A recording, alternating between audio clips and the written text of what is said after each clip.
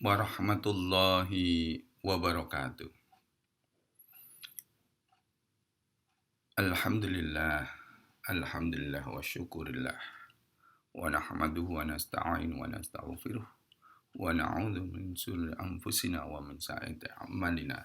May yahdihillahu fala mudilla lahu wa may yudlil fala hadiyalah. La haula wa la quwwata illa billah. Wassalatu wassalamu ala Rasulillah Muhammad bin Abdillah wa ala alihi wa sahbihi wa mawalah. Amma ba'du. Shaimin shaimat rahimakumullah. Kita bersyukur dan bersyukur hingga hari ini Allah memberikan kita sehat walafiat dan kita diberikan kesempatan ketemu di bulan Ramadan. Ketemu bulan Ramadan, kita diberikan kesempatan untuk amal soleh di bulan Ramadan. Salah satunya yaitu ibadah shaum, puasa. Puasa itu setiap tahun kita lakukan dan mungkin justru setiap Senin Kemis, Yaumul Bid, namun kadangkala kita lupa. Hakikatnya apa shaum itu? Siam, yaitu tidak ada kata yang pantas. Siam, mengendalikan, rem. Ya, jadi kita mengendalikan, menjaga, ya, mengkontrol diri kita sendiri. Kita semuanya tahu bahwa kita berusaha mengkontrol, mengendalikan diri kita ini sesuai dengan ajaran Rasulullah Muhammad SAW. Ketika selesai perang Badar. Perang Badar dianggap perang yang paling besar pada zaman itu. Tahu-tahu Rasulullah menyampaikan bahwa perang ini ada nanti perang yang lebih besar. Wah, sahabat kaget. Perang apa ya Rasulullah? Yaitu perang melawan diri sendiri. Nah, disinilah kita bersyukur kepada Rasulullah Muhammad SAW. Beliau selalu mengingatkan kepada kita, memberikan ketauladanan kepada kita. Termasuk shaum. Ketauladanan dari Rasulullah Muhammad SAW. Bagaimana cara mengendalikan hawa nafsu, mengendalikan emosional. Sesuai background di belakang saya ini, mengingatkan para nabi-nabi terdahulu pun diajarkan, dianjurkan berpuasa. Saya kira semuanya jamaah sudah hafal ayatnya, yaitu tentang anjuran, perintah, shaum. Insya Allah semuanya hafal. A'udzu billahi minasyaitonir rajim. Bismillahirrahmanirrahim. Ya ayyuhalladzina amanu kutiba alaikumus siyamu kama kutiba alal ladzina min qablikum la'allakum tattaqun. Shadaqallah. Jadi jelas, perintah untuk orang beriman diwajibkan puasa sebagaimana kaum terdahulu. Nah, di sini kaum terdahulu itu ya para nabi-nabi terdahulu, para rasul sudah dianjurkan berpuasa. Puasanya sebagaimana, itu kembali lagi syariah. Ya, punya cara masing-masing. Perintah dari para nabi, para rasul, perintah puasanya yang berbeda-beda. Tapi salah satunya contoh mengendalikan emosional, mengendalikan nafsu. Sebagaimana ketika kaum Nabi Soleh. Ya. Kaum Nabi Soleh dilanda dengan kekeringan, kemarau panjang, paceklik. Ya. Dengan doanya Nabi Soleh diberikan solusi oleh Allah, yaitu diberikan onta betina, yang mana onta tadi ya, air susunya bisa dikonsumsi oleh umat Nabi Soleh. Jadi onta tetap dipelihara, tapi air susunya dikonsumsi masyarakat semuanya. Walhasil singkat cerita, di situ ada bujuk rayu setan, bisikan iblis, yang mana mempengaruhi pikiran, emosi, mempengaruhi hati. Yuwaswisu fis sudur,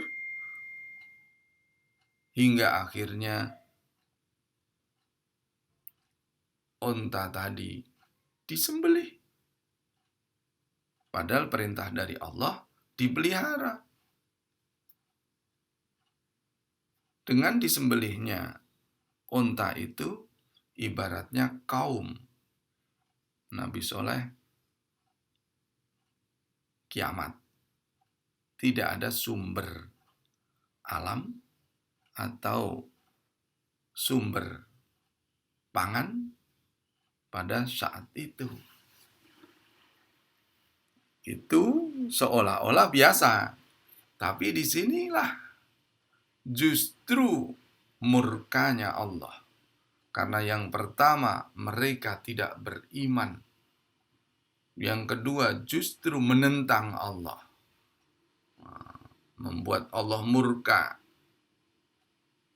karena melanggar perintah, melanggar larangan, tidak menjalankan perintah, maksudnya seperti itu. Akhirnya Allah murka, diberikan azab oleh Allah, bencana dengan angin yang kencang, meniup hawa panas. Hawa panas yang dibawa angin itu dan membawa debu menempel di tubuh manusia. Dan saat itu turun hujan yang lebat. Hingga dikutuklah kaum Nabi Soleh. Dan di belakang saya ini gambaran. Ya, ini dekat Madain Saleh. Ini Jabal Fil, Madain Saleh. Kotanya Nabi Soleh. Nanti bisa di Google, dicari, di googling ya, pakai Google Map. Nah, kota Nabi Soleh, yaitu dari Madinah sekitar 4 jam. Jadi kalau dari Madinah pagi jam 8 sampai sana jam 12. Balik lagi sudah asar, lewat asar, menjelang maghrib. Dilestarikan tempat yang bersejarah itu menjadi contoh tadabur orang-orang yang melanggar larangan Allah. Wallahu alam, kita sendiri sekarang bisa merenung, berpikir, apakah termasuk yang ditimpakan Indonesia ini karena banyaknya kemaksiatan, banyaknya bangsa kita yang melanggar aturan Allah. Wallahu alam. Tapi yang jelas ajaran Ramadan ini dianjurkan, diwajibkan untuk shaum, mengendalikan emosional. Sebagaimana dicontohkan dalam Al-Quran, firman Allah nanti dibuka, yaitu cerita tentang Tolut dan Jalut. Pasukannya Tolut ketika menghadapi pasukannya Jalut. Ya. Itu pasukannya Tolut itu ketika berangkat itu juga dengan kelaparan, kehausan. Dan di sana justru Tolut berkata, "Innallaha mubtaliikum binaharin." Sesungguhnya Allah menguji kamu sekalian dengan dihadapkan sungai. Loh, kok bisa? Iya, karena di tengah padang pasir dengan haus, adanya sungai itu merupakan ujian. Memang betul itu rahmat. Memang betul itu rizki. Tapi di situ juga adanya ujian. Ketika kita bisnisnya lancar, menghasilkan panen yang melimpah, itu pun ujian di balik keberkahan. Mau zakat enggak? Mau sedekah enggak? Nah ini perang. Di depan ada sungai yang mengalir, yang besar sekali. Dikatakan oleh Tolut bahwa itulah ujian dari Allah. Faman syariba minhu falaisa minni. Waduh, kok begini nih perkataan Tolut? Barang siapa yang meminum tidak tergolong pasukanku atau tidak termasuk golonganku. Wah, terus bagaimana? Tapi ayatnya itu dilanjutkan lagi. Wa man lam yat'amhu fa innahu minni illa man ightarafa ghurfatam biyadih. Jadi maksudnya boleh minum, ya, boleh minum, dan termasuk golonganku, termasuk kaumku, pasukanku.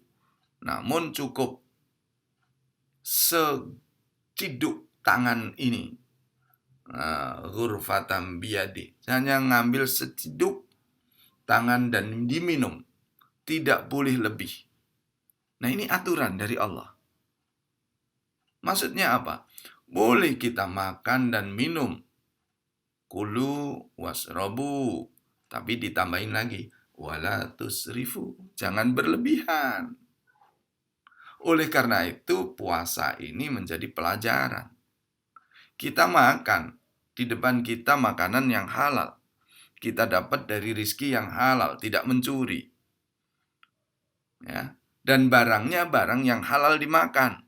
Mangga, pepaya, bukan daging anjing ataupun babi. Tapi tetap ketika puasa kita dilarang makan. Nah, ini namanya mengendalikan, mengerem hati kita.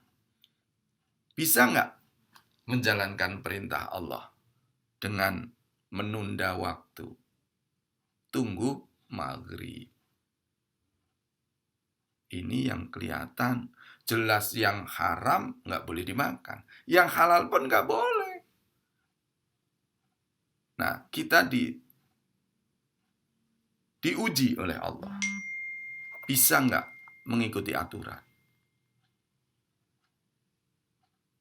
Nah, mengendalikan emosional ini, mengendalikan nafsu, ya, itu trainingnya bulan Ramadan. Tapi setelah kita puasa, harusnya diri kita bisa mengerem dari barang yang haram, jelas. Ngerem barang yang halal, waktunya. Boleh makan atau tidak. Walaupun di luar bulan Ramadan, kita disuruh mengerem kalau sudah makan, ya jangan terus melebihi batas. Tadi, kulu wasrobu wala tusrifu. Kalau dalam hadis Rasulullah, makanlah ketika sudah lapar dan berhenti makan sebelum kenyang. Loh, sebelum kenyang loh.